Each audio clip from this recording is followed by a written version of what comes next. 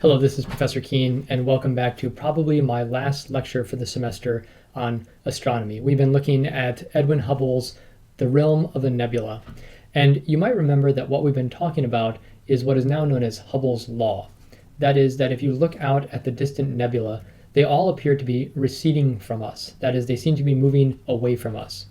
And the speeds can be measured by looking at the light that is emitted from the nebula, specifically looking at certain spectral lines, the absorption lines. And we notice by looking at these absorption lines that they are redshifted. That is, they appear farther in the red end of the spectrum than they would appear if they were stationary. And you can deduce the velocities of these nebula from looking at the redshift of the spectral lines. So Hubble was able to discern that the most distant nebulae are the ones that are moving away from us most quickly, and the ones that are closest to us are moving away from us most slowly. This leaves to us a question of interpretation. Why are they moving away from us, and what does this imply about the past of the universe? And you can probably see where this is going. The Hubble experiment, or the Hubble law, basically leads us to the idea that at previous times, all of the nebulae were closer to us. And if you imagine that the universe was expanding at the same rate, that is, the nebulae were moving away from us at the same rate for all time in the past, that implies that at some distant time in the past, they were close to each other, in fact, infinitely close to each other, in fact, right on top of one another. And this is really the experimental evidence that supports the Big Bang theory as it has come to be known.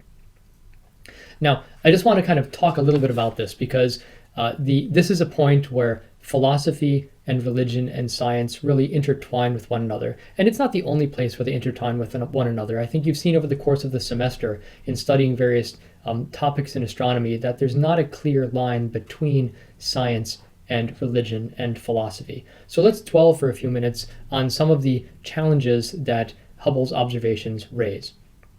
So first of all, I want to point out that I know we didn't read any Isaac Newton this semester. I talked a little bit about Isaac Newton. In my Physics 151 and 201 class, we talk in more depth about Isaac Newton.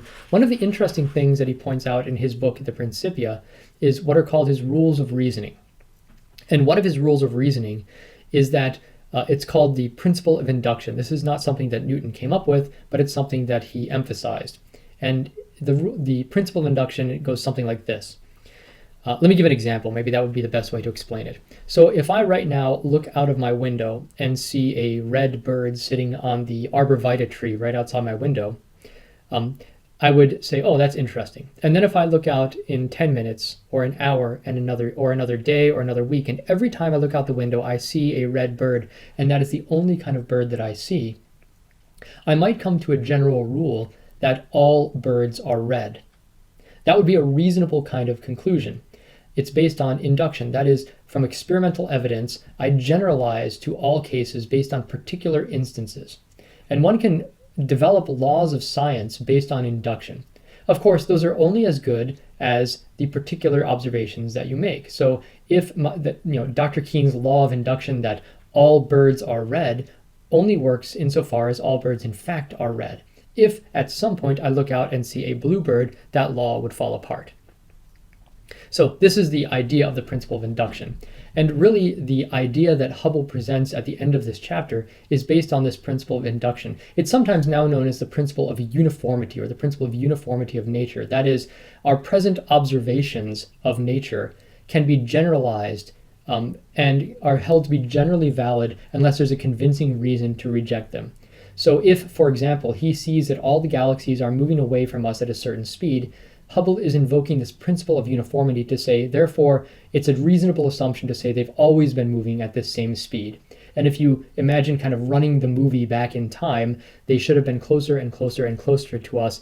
And that implies that at some point in the past, they were all right on top of each other. And by looking at the speed they're moving at now, you can deduce that that would have been, according to Hubble, about 2,000 million years ago, or 2 billion years ago.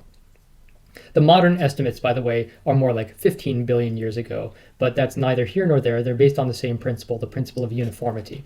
Now, of course, this prediction is really only as good as the assumptions that go into it. And there are reasonable assumptions. Don't get me wrong, I'm not criticizing the assumptions. I'm just recognizing as a as a point of fact, that they're only as good as the assumptions that go into it. So one of the examples that I give, another example I give sometimes, is imagine that you are in your kitchen and you have a pot of water that's on the stove and the stove is on, and you decide to be very scientific and measure the temperature of the water in the stove.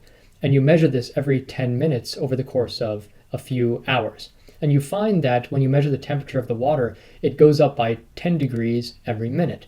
And you plot this in your lab book and you make a graph. There's a linear increase in the temperature as a function of time because you're being very scientific. And then you look at your plot over that you've collected data over the course of maybe 2 hours.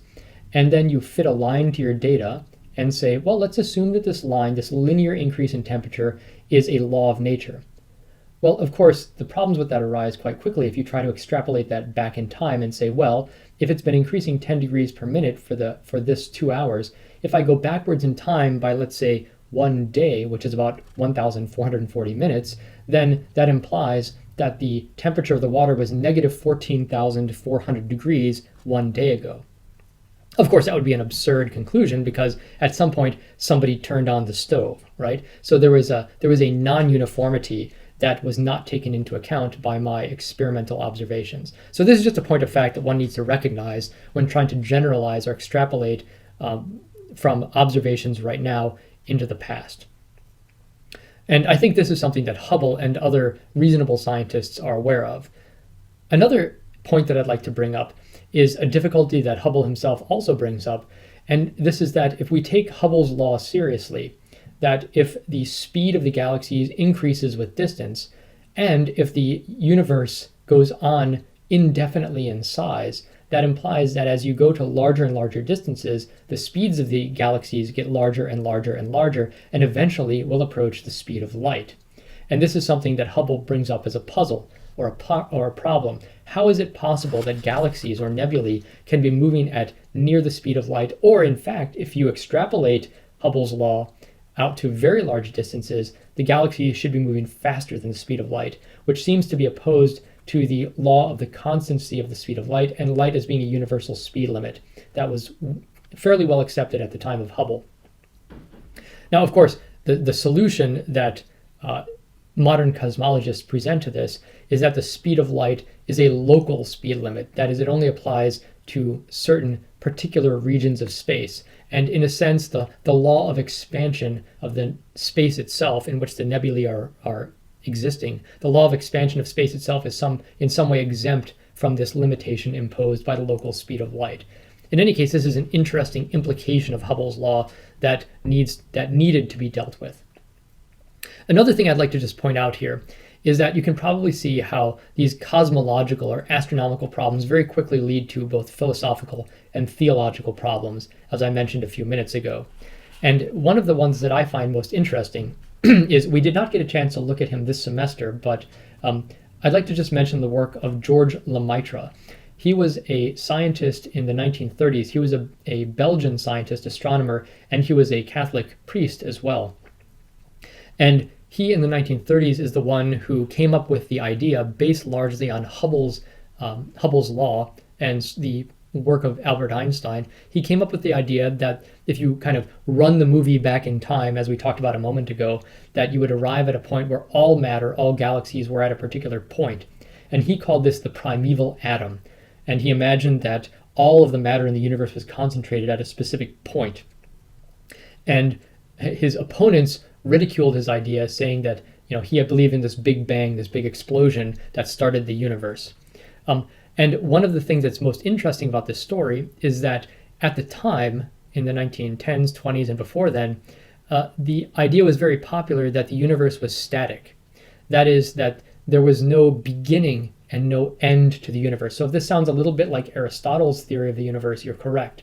Many of the astronomers at this time believed that the universe was infinite in size and it was past infinite. That is, it didn't have a beginning and it will not have an end. This was seen as a way to avoid kind of the question of creation. How did the universe come to be? After all, if it didn't have a beginning, you don't need to explain why it came or when it came to be or how it came to be.